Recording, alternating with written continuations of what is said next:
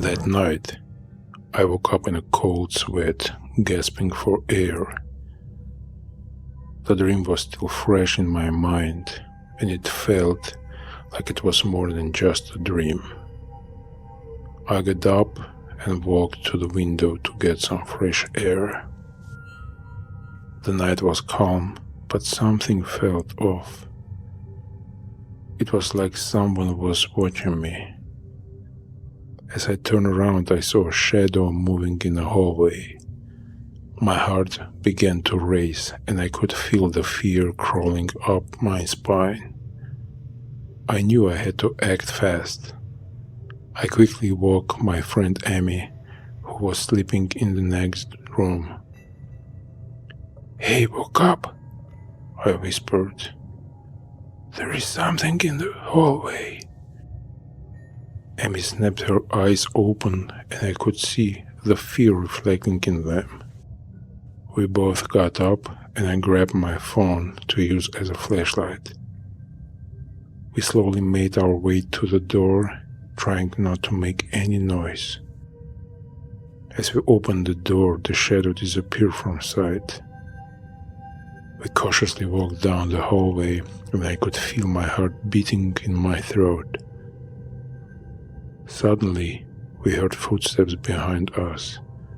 I looked around but saw no one. The footsteps continued, coming closer and closer. Emmy and I started to run, hoping to find a safe place.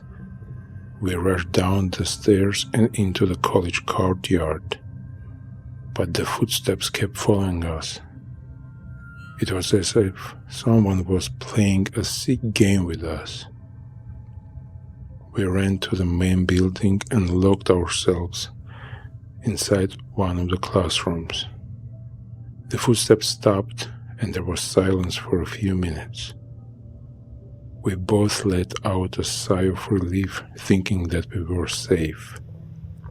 But the feeling of fear was still there. As we sat there, we heard a scratching sound coming from the door.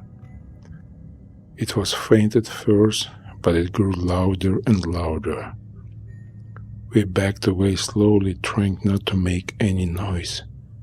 Suddenly, the door opened and a figure appeared in the doorway. It was a man dressed in a tattered coat, with a creepy smile on his face. He slowly walked toward us, his eyes fixed on us.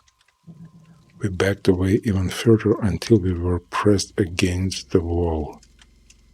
I could feel my heart beating so fast that it felt like it was going to burst out of my chest. The man continued to approach us, his smile growing wider and wider. We were frozen in fear, unable to move or even speak. As he got closer, I could see that his eyes were dark and empty, as if there was nothing human behind them. Suddenly we stopped and turned around, as if he had heard something. Then he just disappeared from sight, and we stayed in class terrified. "What was that?" Emmy whispered, her voice shaking with fear. "I don't know," I replied, my voice barely coming out. "But we need to get out of here. Now." We slowly opened the door and looked around, but the hallway was empty. We cautiously made our way back to our dorm room, still shaken by what had happened. As we walked, I still thought that someone was behind us. When we finally returned to our room, we locked the door and sat on the bed, trying to calm ourselves down. But every time we closed our eyes, we saw that man's face, with his empty eyes and creepy smile. The next morning, we reported what had happened to the campus security. They searched the entire building, but they couldn't find anything. No signs of anyone being there, no footprints or evidence that someone had broken in.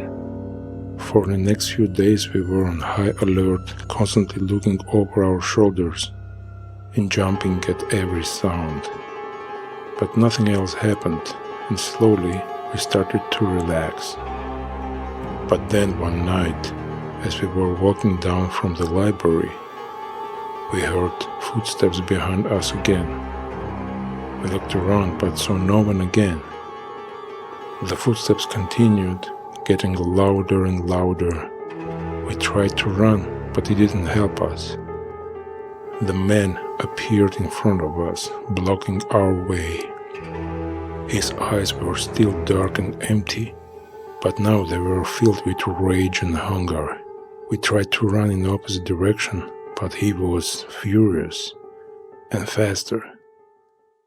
He grabbed Emmy by the arm, and before I could react, he dragged her away from me.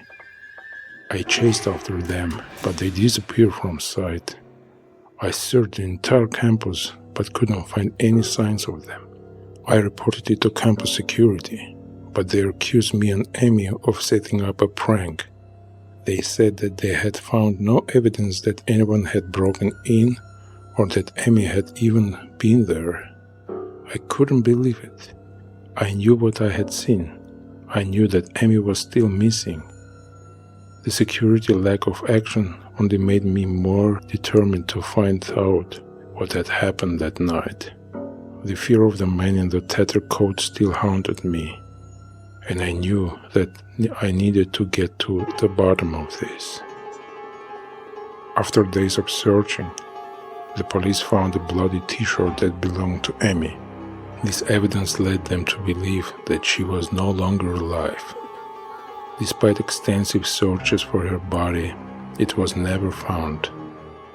As a result, the case was closed, and Emmy was presumed dead. Her family and friends were devastated by the news and struggled to come to terms with her loss.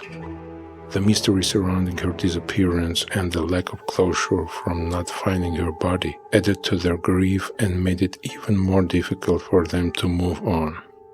Although justice was served in the form of the perpetrator being caught, the pain of losing Emmy remained with those who knew and loved her for years to come.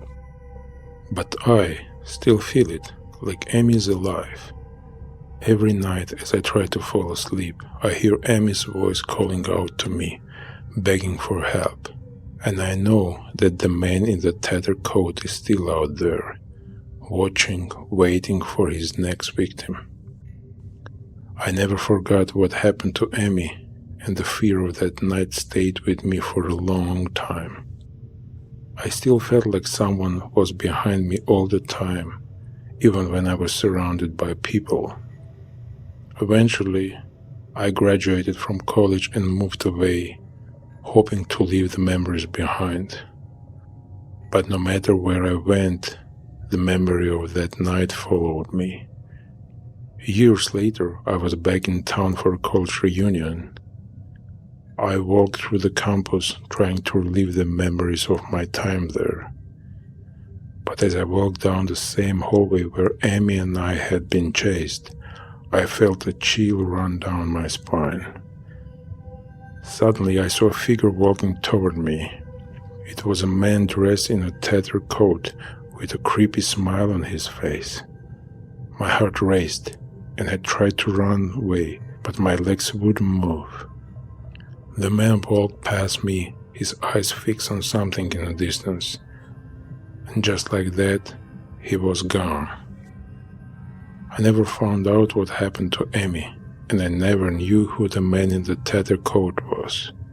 But the night, as I lay in my hotel room, I realized that some things are better left unsolved. Some memories are too terrifying to face, and some secrets are better left buried.